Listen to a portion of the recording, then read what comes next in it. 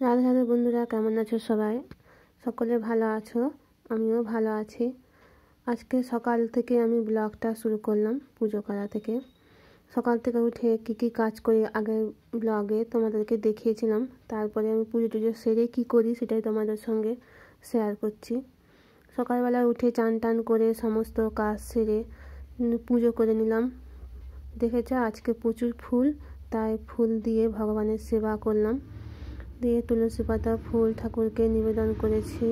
তারপরে ঠাকুরের জন্য ফল ভোগ নিবেদন করেছি। এ দেখো আমার ঠাকুরের পুজো হয়েও গেছে। তিলকও পরে নিয়েছি। দিয়ে এবার ঠাকুরের পুজোও হয়ে গেছে। দিয়ে তুলসী গাছেও জল দিয়ে সূর্য দেবতাকে জল দান করেছি। তারপরে আবার চলে এসেছি ঠাকুরের ভোগ নেওয়ার জন্য। ঠাকুরের ভোগ খাওয়া হয়ে গেছে। ঠাকুরের ভোগ বেশিক্ষণ ফেলে রাখতে নেই, 5 মিনিট পরেই নিয়ে নিতে হয়। তারপরে আমি চলে এলাম রান্নাঘরে এসে স্কুলে রান্না করতে হবে। আজকে ডিমান্ড ছিল বাচ্চাদের যে মা পোলাও রান্না করো, রোজ ভাত খেতে ভালো লাগে না। তাই আজকে পোলাও রান্না করতেই বসে পড়লাম। সেই রেসিপিটাও তোমাদের সঙ্গে শেয়ার করছি। আমার হাজব্যান্ড হাতে হাতে একটু করেও দিচ্ছিল, আনাজ কুটেও দিচ্ছিল। আর তোমাদেরকে দেখালাম আমার হাজব্যান্ড কাজ করে দিচ্ছে, আমার সঙ্গে সঙ্গেও কাজ করছে। আনাজ কুটে দিল সব।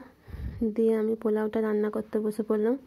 দেখো বাঁধাকপি কুটেছে, সন্ধ্যাটা আলু পোস্ত হবে, ঘুগনি হবে, ছোলা সিদ্ধ হবে মুড়ি খাওয়ার জন্য। আর ও বললো আমি বেগুনিটা ভেজে নিচ্ছি। তাই আমি পোলাওটাই আগে রান্না করছি। পোলাওর চালটা প্রথমে ধুয়ে নিলাম। তারপরে কড়াইতে 1 চামচ ঘি, তেজপাতা, 2টো এলাচ, 2টো লবঙ্গ সব দিয়ে ভালো করে চালটা ধুয়ে এনে চালটা ঢেলে দিলাম। দিয়ে ভালো করে ভাজছি।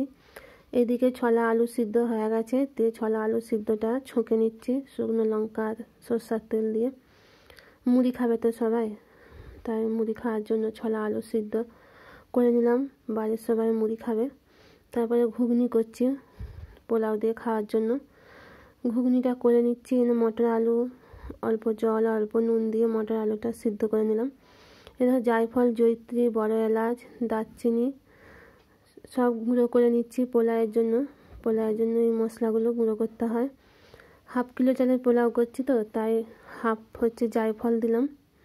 আর ঘুগনির জন্য আদা আর লঙ্কাটা ছেঁচে নিলাম, ঘুগনি হবে। এই ঘুগনিটাও বসাচ্ছি। চালটা ভাজা হয়ে গেছে, ঢেলে রেখেছি। এরপরে ঘুগনি চাপাবো। তাই 2 চামচ সরষের তেল, 2টো তেজপাতা, আদা লঙ্কা বাটা থেতো করে তেলে দিয়ে দিয়েছি। দিয়ে ভাজছি। ভাজার পর যে গুঁড়ো হলুদ, জিরা গুঁড়া, লঙ্কা গুঁড়া, গরম মশলা গুঁড়া সব কিছু আমি পরিমাণ মতো নিয়ে নিলাম। এদিকে মটর সিদ্ধ হচ্ছে। ভালো করে মশলাটা ভেজে নিচ্ছি। তারপর হলুদ গুঁড়ো, জিরে গুঁড়ো, লঙ্কা গুঁড়ো সব দিয়ে ভালো করে কষে নিচ্ছি। অল্প জল দিয়ে আরেকটু ভালো করে কষে নিচ্ছি, এতে মশলাটা পুড়ে না যায়। তাই বাটটা ধুয়ে অল্প জলও দিয়ে দিলাম। দিয়ে দিচ্ছি টমেটোর সস। এই সসটার মধ্যে পেঁয়াজ রসুন কিছু নেই, নিরামিষ সস। আজকে সব নিরামিষ রান্নাই হচ্ছে, তাই কষে নিচ্ছি ভালো করে। এদিকে দিয়ে দিলাম কাশ্মীরি মেথিটাও একটু গুঁড়ো করে দিয়ে দিলাম। দিয়ে ভালো করে কষিয়ে নিচ্ছি। এদিকে মটরটাও সিদ্ধ হয়ে গেছে, নুন দিয়ে মটরটা সিদ্ধ করে নিয়েছি। আলু আর মটর সিদ্ধ হয়ে গেছে, এই মশলাটার মধ্যে ঢেলে দিলাম।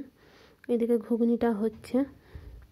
এবার অল্প পরিমাণে চিনি আর নুন দিয়ে হয়ে যাবে আমাদের ঘুগনি। ভালোভাবে সিদ্ধ হওয়ার পর আমরা একটু অল্প নুন আর চিনি দিয়ে মোটামুটি রেডি করে নিয়েছি ঘুগনিটা। এদিকে পোলাওটা করব, তাই 500 চালের মধ্যে 250 চিনি দিতে হবে। আর 3 গ্লাস জল দিয়েছি, কেন এটা লম্বা চাল তো, সে বিরিয়ানির চাল, তাই বেশি জল লাগে না। নালে 500 চালে ধরো 2 পোয়া চাল নিলে 4 গ্লাস জল দিতে হয়। কিন্তু এটা লম্বা চাল বলে 3 গ্লাস জল নিলেই হবে।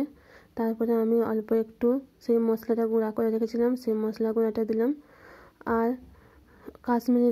কাশ্মীরি রঙটা দিলাম, সুন্দর লাল যে পোলাওয়ের যে রঙ, সেটা অল্প দিয়ে ভালো করে নেড়ে চালটা দিয়ে প্রেসার কুকারটা ঢাকা দিলাম। আর অল্প পরিমাণে নুন দিয়েছি, দিয়ে ঢাকা দিয়ে রেখে দিলাম।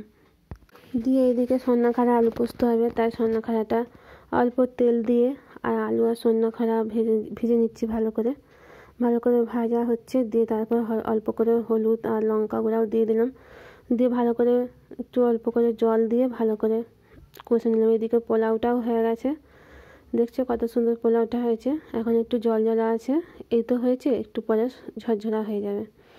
এদিকে আমার মশলা কষা হয়ে গেছে, পোস্তটাও বেটে নিলাম, দিয়ে সন্নাটা আলুর সাথে পোস্তটাও দিয়ে দিলাম। এরপরে আমি বাঁধাকপিটা বসাবো, তাই প্রথমে কড়াইতে 4 চামচ তেল, একটুখানি হিং, 2টো তেজপাতা আর আদা লঙ্কা বাটা দিয়ে ভালো করে কষে নিচ্ছি। যা চড়পড় করছে তাই অল্প একটু হলুদ, অল্প একটু জল দিয়ে ভালো করে কষে নিচ্ছি, নাহলে দমে হাতে ছিটকাচ্ছে, তো ওই জন্য। দিয়ে এরপরে আর একটু পরিমাণে হলুদ, জিরে, লঙ্কা গুঁড়ো, গরম মশলা গুঁড়ো সব কিছু দিয়ে, আর কাশ্মীরি লাল লঙ্কা সব কিছু দিয়ে ভালো করে কষিয়ে নিচ্ছি। ভালো করে না কষালে গন্ধ ছাড়বে, আদার গন্ধ, তাই ভালো করে অল্প জল দিয়ে ভালো করে কষিয়ে নিলাম। তারপর দিয়ে দিলাম মটরছিমিটা আমার হাজব্যান্ড ছাড়িয়ে নিয়েছে। তারপর আলু কুচি করে দিলাম। আলুটাকে প্রথমে ভিজে নিয়েছি নুন দিয়ে, সেটা স্কিপ করে গেছি, কিন্তু এটা এখানে দিলাম। আলুটাকে ভেজে নিয়েছিলাম নুন দিয়ে। তারপরে দিয়ে দিলাম বাঁধাকপি দিয়ে অল্প পরিমাণে নুন দিয়ে ভালো করে সেদ্ধ করতে দিচ্ছি।